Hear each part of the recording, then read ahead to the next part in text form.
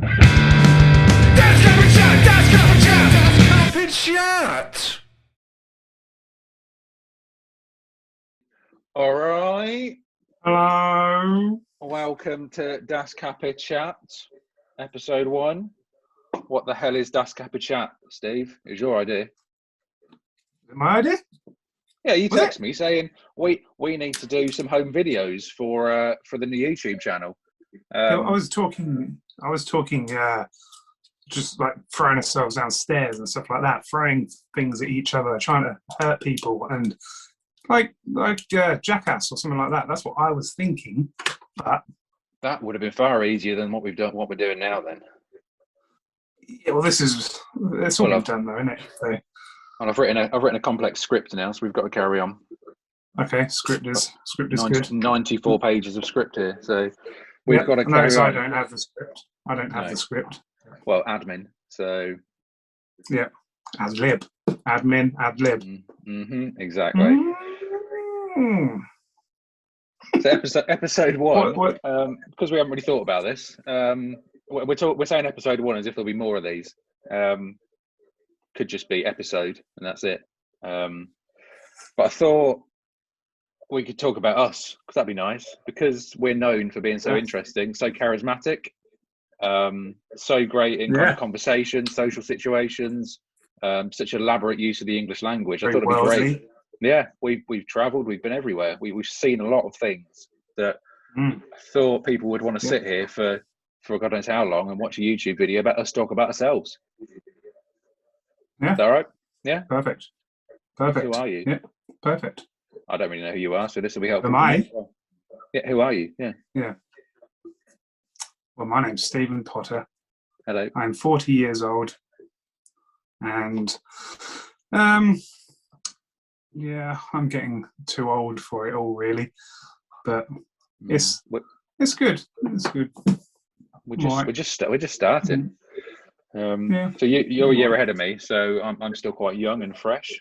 So I'm only 39, so that's why you've still got hair. Yeah. Mm-hmm. Your beard is looking big today. Once you get 40, this lot will go. Really? And definitely. Another 10 months. Made the most of it. I had a full head of hair when I was 39. Wow. And literally, birthday, hair went. It's all dropped to your bottom. Yeah. Yeah, exactly. And that's at the end of the video. Yeah, you'll save that bit. Yeah. Teaser. That was one of the other videos that's the kind of video I was talking about, really. Your bottom hair. But, yeah, exactly. Yeah. Oh, let's talk about ourselves then. Let's talk about how did we get into music? Because I'm aware that we've been this mysterious Capitans for a few months, and we're not like real people. We are real people with real feelings, believe it or not. Very emotional. I genuinely don't know the answer to this, so I'm going to be like, it's like I'm interviewing you now, and you can interview me in a minute as well. Sweet. Must remember your question. Yeah, write them down. They're good. I can repeat them back. Yeah. I haven't written them down. I've made that up about script. I haven't got a clue what I'm going to say. I've just got a pen here, like it's what I'm doing. When did you first start playing music? Was it guitar that you first started playing? Guitar was my first instrument, and I started probably when I was 15, something like that. I used to go and have lessons down in Long Sutton, and just used to learn Nirvana stuff. And I think Come As You Are was the classic first thing to learn on that. Yeah. But I started really because I was listening to Supergrass a lot. Supergrass were a massive influence on me at that time. I absolutely loved it. And so grew my hair long, kind of like that, like Supergrass did, where it's all long all over. Sideburns as well? Ridiculous. Well, no, because I couldn't grow sideburns in. But really? I attempted to. Yeah, I attempted to. I painted them. No, I didn't. But it's, I attempted that. And then I bleached my hair as well to look like I was in Dodgy or something like that. Because I like them a little bit. Yeah, I went bleached quite a bit. And used to add this bright green, kind of like horrible lime green denim jacket with bleached hair. Proper 90s. It was amazing. Did you get a girlfriend at the time, or? I literally didn't. No. Okay, that's interesting. No, What was your first? yeah. What was your first guitar then? First guitar was I can't remember the make of it. It was a Gibson Les Paul copy, and it was quite nice actually. I quite liked it, but I haven't a clue what make it was. Used to make a lot of noise though, really bad noise because I couldn't play very well for a long time. No. Fender Squire was mine. This classic, the classic starter set, the Squire Strat, 1995, 96. Do you remember the Park amps as well? They were kind of related to Marshall. Great, 10-watt Park amp. It sounded like they were like Marshall amps, but it sounded really horrible. Yeah, that's it. Yeah. No pedals, no tuner, no idea. Might have had a Plectrum. Did you have Fender Mustang? Was it Fender Mustang or was it a Squire one? No, it wasn't a Mustang. No, it was a Strat. Sorry, if I said Mustang, no, it's a Strat. Just a Strat. It's a classic Sunburst Strat. Nice. Very nice. Would it be Clapton? Yeah, but I had lessons. I had some lessons as well. Believe it or not, you wouldn't know that now to see me play, but I did have. Someone had to teach you "Come as You Are." Second song, the first song actually was "Come as You Are." Second song was "Teenage Angst" Placebo. That was the second song I ever learned. That quickly got me up to the 15th fret. So didn't take long at all. Yeah. So and every other song. Lessons were then complete. That was I'd learned the first fret and the 15th fret. So perfect. I'm still trying to figure out the in between. So but you could do most things with the first and 15th, I would have thought. Yeah, we've made 4 albums so far based on that principle. Perfect. So yeah. When did the guitar playing become good enough to be in a band? You say good enough. I was in a probably at the age of 15 and a half. I was in a band called a punk band called Sphincter, and that was we were doing. There was a lot of bands in Wisbech, all around the same sort of age, and doing a load of punk music. Basically, doing Fat Records' "Survival of the Fattest" compilation album. Basically, everybody was doing various cover versions of various songs from that. So between all of the local punk bands, we probably could have done the whole album at some point because of all of the songs that were being covered off of that album. And so, it was all kind of NoFX covers, Snuff, Rancid, all that kind of stuff, Operation Ivy. But we weren't very good. At all. We weren't very good. Made a CD, made a 4-track CD, which I'll play you a song from. Nice. It all seemed so simple back then, didn't it? It all seems so simple when you look back. How difficult it seems now sometimes to get together as a band, to book gigs, to get people to turn up. When you're 15, I can't remember the process. It just seems to happen. You'd just be there. It's brilliant. I had no idea how to play the fucking thing, but you'd be there doing a gig. Yeah, I don't have a clue how we got those gigs, but we managed to get some loads around Wisbech. Wisbech used to be really, really good for gigs when we were back in those days. Wisbech and Lynn. There's a proper good scene then, but it's What about you anyway? When did you start properly in a band? It was probably about 6 within a year, I guess. I remember my first ever rehearsal was me and Ross Purdy. Ross, if you're watching this. Know him. Yeah, he probably knows Brother James. Yeah. So it was me and Ross. I can't remember where we met, but we met at the community centre on Queen's Road in Wisbech, and we hired out the huge hall next to the car park, just me and him, and we played Teenage Angst. Nice. For about 3 hours, I think. And that was how it started. So my first band was Gentle Ben, and we'll talk more about the name Gentle Ben in a bit. But the first band was Gentle Ben, and it was Supergrass, Blur, Pulp. Any song that I'd learned on the previous Sunday at my guitar lesson, it'd be like, right, we're doing that then. That's on the set list. Because I was the only one that went. I was the only one that went and had lessons that could learn songs. So I would go and learn the songs, and then I'd teach it to them at the band practice. So easy though. Nice. But be playing in pubs at like 14, 15, 16. Never happens now. You wouldn't be playing in pubs now at that age. But they'd pay you in beer. You'd be 15. They'd be paying you in beer. There'd be no one watching. But it was absolutely brilliant. Because if anyone's watching this, he doesn't know. But we grew up in the same town. But I didn't know you back then. We must have been going to the same gigs because there are only so many places to go. But the Bowling Green. Well, the thing is, the Bowling Green, Five Bells, places like that. Mm-hmm. But the thing is, I was never going to those kind of gigs. I was never going to the kind of more indie type of gigs. I was only going to the punk gigs, and I bet the people that were going to the punk gigs weren't going to the indie gigs. Yeah, and so on. So it's because the punk scene was thriving. Those gigs were always. They always had loads of people there. Same people every time, but they always had loads of people. I did go along to some of them and remember thinking, what the fuck is this? This is different. Everybody jumping on each other, smashing into each other. Yeah, it's a bit unpleasant for me. Yeah, it's horrendous, but yeah, it's good fun though. If you're actually playing there, it's good. We played at the Angles once in Wisbech, Angles Theatre, and that night somebody had gone into the public toilet, ripped a sink off of the wall in that, and people were moshing that hard. Not to us, it was to the band after us. I can't remember who it was. I think we were supporting One Car Pile Up and Vanilla Pile Up, people like that. So they were proper good bands. But I'm pretty sure I remember somebody going through the floor of that because the gig venue was at the top, wasn't it? They went through the floor. It was brilliant. But yeah, so it's different kind of gigs that we were probably playing at anyway, that's for sure. Yeah. But everyone around that time was drinking Newcastle Brown Ale. Do you remember that? And glass bottle of Nuki Brown. Everyone would drink at those gigs. Yeah. So yeah, that was like 15, 16 then. And then we went off to uni. You did music at uni, didn't you? Music technology. Yeah, music tech. Yeah. And I did music.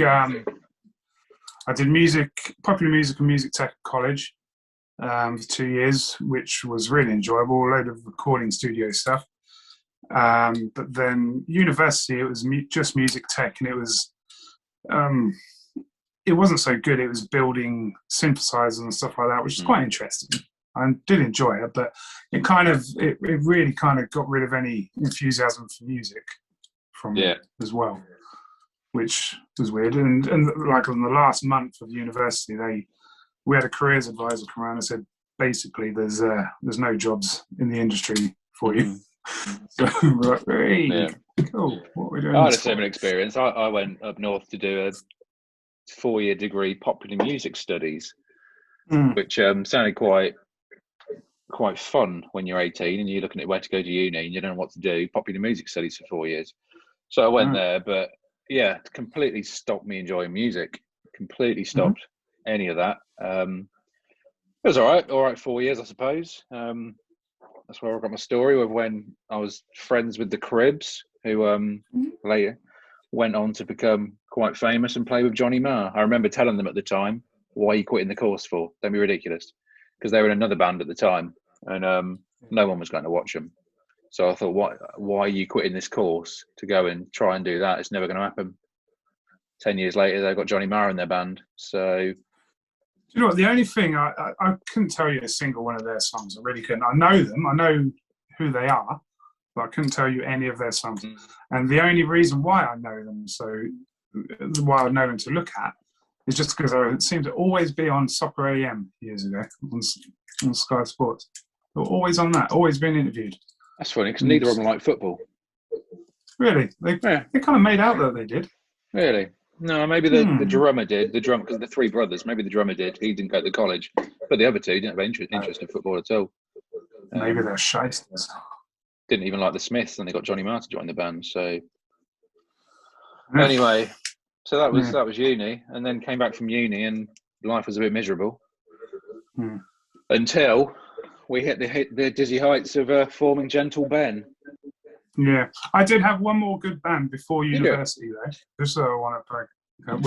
When I was at college, we had a band called the Stumped Tongue Experiment, and we were all arty and all that kind of stuff. We used to make noise, just make proper noise, and detune our guitars to hideous tunings, and just basically we'd have the Kings Lynn College Hall. It'd be as full as it ever used to get, 50 or 60 people in there. And then by the end of our set, everybody was outside. It was just, we'd make everybody leave.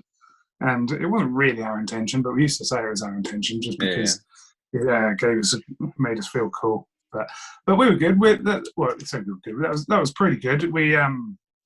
We recorded several things there at the college, and did a few little gigs around Norwich and Kings Lynn and Peterborough. No, it wasn't Peterborough. There's a few other places anyway. But yeah, they were pretty good, and I'm still pretty good, close friends with those guys as well. So that was good fun. Good fun. Have you got any of these songs?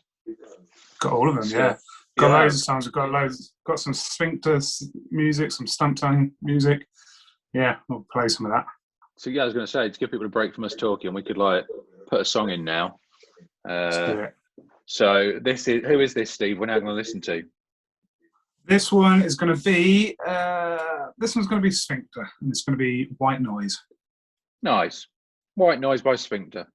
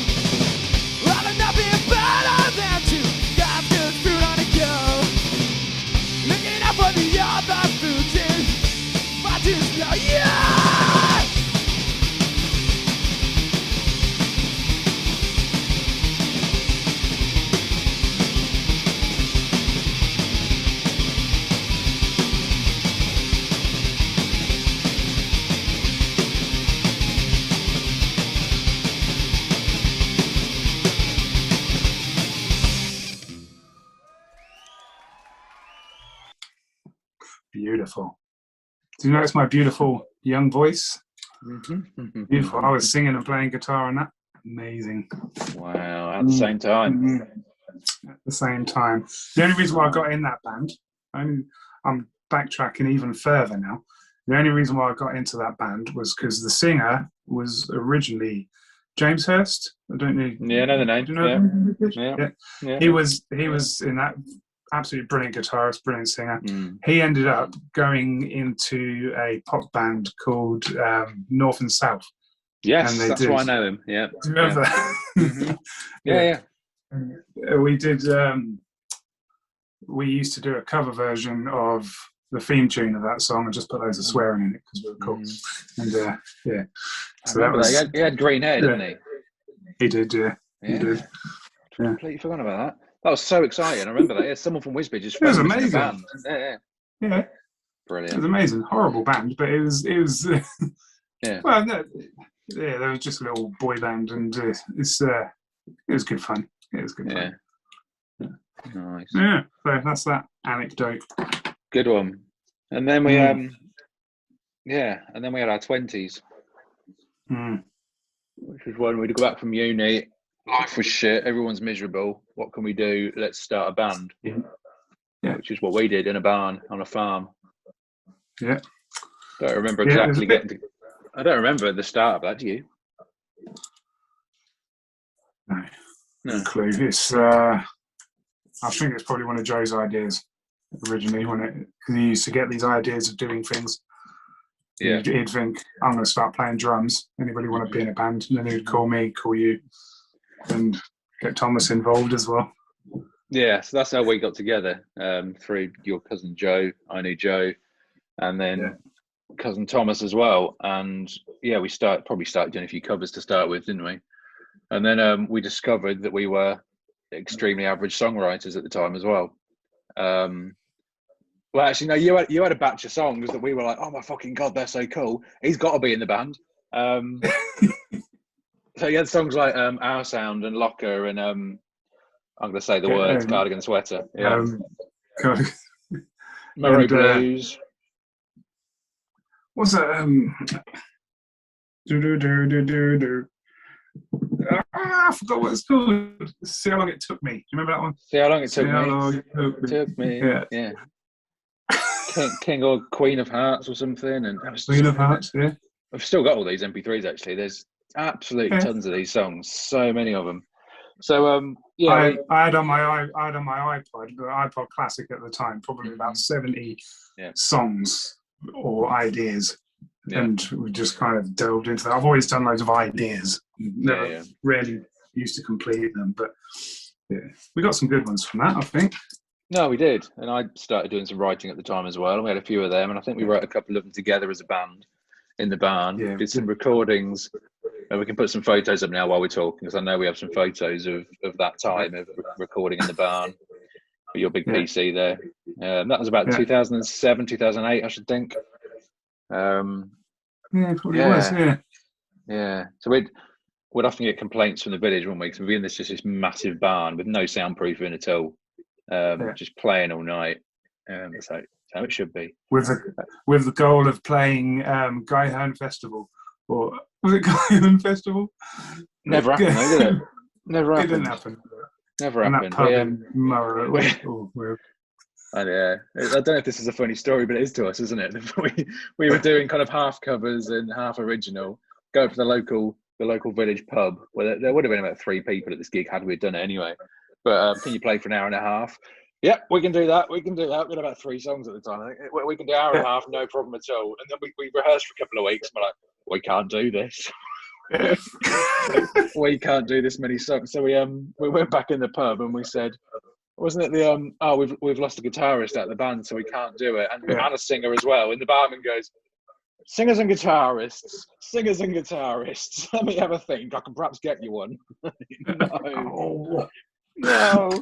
So we didn't do. I've got history with this as well, though. Me and Joe, who was in Gentle Ben as well. When we were at school, about 3 months after we started learning guitar, we our form tutor said, "Do you two want to play an assembly?" And we said yes. We couldn't play a single song, but we said yes and committed to it. The night before we went to do it, we tried to do something at Joe's. We couldn't. We could perhaps play "Come As You Are" between us, and that was it. So the next morning we turned up at school and we hid in the toilets. The whole assembly happened. Everyone's waiting for this duo to come on stage, and we hid. And we got away with it. Did they actually call you up? We got away with everything. I think that I don't know actually what happened, and we never dared talk about it. We just hid from it. This never happened. Horrible. So that's got form for that. So that's twice really that's happened, when we've been offered a gig and we've said yes and we've kind of hid from it. So remember that time you got offered Wembley Stadium and you chickened out? What? Oh no, that wasn't real. I don't remember that one. No. I do remember a really vivid dream about Gentle Blend playing Wembley Stadium though, and I woke up so sweaty and terrified that we were having to do it. Oh, can you imagine? God, can you imagine that? Oh God, that'd be awful. Wembley Stadium, this is cardigan sweater. Oh, I feel sick thinking about that. Yeah. So yeah, we did. We never went into a studio, did we? We did home recordings. No, who needs studios? Well, and home recordings in my front room, which was quite good. Slightly different setup to what we use now for home recording, wasn't it? You used to. It was. Yeah. I used to use. It was on the old PC. I used to use Cubase. I had a cracked copy of Cubase, and yeah, we just mic everything up individually, don't we? Oh, I must have had a sound card of some sort. No, I think we went into that. We put a load of microphones for the drums into a mixing desk, and then took that and kind of mixed it on the fly there, and then. Do you remember we did? What was it? Advert, I think it was. We listened to it. We thought we wanted to go a little bit faster, I think, and so instead of redoing it fast, we just sped it up. Because we sped it up, we missed out some of the cymbal crashes on it. So we'd put all the cymbal crashes on afterwards. Brilliant. I mean, it was only you. It was only you that knew what you were doing then, because although I did recording now at the time, I didn't have a clue what was going on. So it was only you. So all the pressure was on you. The rest of us, well, certainly me and Joe, were two of the most impatient people you'll ever meet. So it's just like, just whatever, yeah, speed up, whatever. Yeah. It's fine. That'll do. Thomas just never used to say anything. No. So, you hear? In fact, I don't think you turned up to some of them. I'm playing bass on it. No. So yeah, we did some gigs, didn't we? We did Met Lounge in Peterborough. I think we did that a couple of times, maybe. Yeah, we did do that twice. With the Brinks. With the Brinks. Fuck me. The Brinks. I think they're still going. We better be careful what we say in case the Brinks watch this. I know. Actually, I think the lineup changed so many times. They were arseholes, weren't they? Do you remember? That upstairs bit of the Met Lounge. They wouldn't let us go upstairs at the Met Lounge because that was their area. Room. Dickheads. Yeah, absolute cocks. The Brink. It's because they'd been on Britain's Got Talent or something, wasn't it? So they thought they got through like to the fucking second stage of Britain's Got Talent or something. So they thought they were. They recorded an album in LA, didn't they? I think that's what they said. So I've seen no evidence of it, but that's what they said. Yeah. I mean, that sounds really impressive. But if you've got some money, you can just get a flight to LA and book a studio, can't you? Yeah, exactly. Yeah, exactly. We can do that if we want to. Yeah, exactly. No, in fact, let's do it. Album 8. Let's go to LA. Yeah, it's fine. That's fine. We'll just change the backdrop on this to LA. Exactly. Do it over Zoom and make it look as if it were in LA. Yeah. So at some point, Gentle Ben turned into Controls, didn't it? The name changed. Yeah. I don't remember that discussion. Why it happened? I haven't a clue. No idea. Yeah. No idea. But it wasn't proper Controls. It was Controls without the vowels. Without the vowels. Vowels. We'll put some pictures up now to evidence that. How we, I think, got some old single covers. Yeah, CTRLS Controls. It was like Control on a computer keyboard on it, but then with an S on the end. Yes. Just yeah. And the song got louder. Control just by itself was a bit geeky. We've probably thought. Yeah. Don't know why that happened, but the songs got louder instantly as well, didn't they? It was like we'd all found distortion or something. Actually, some decent songs came out of that, which that's a really good one. I think we should play one now. Actually, I've always liked 3/4. I've always liked 3/4. It's a good one. Play that. This is 3/4 by Controls without the vowels.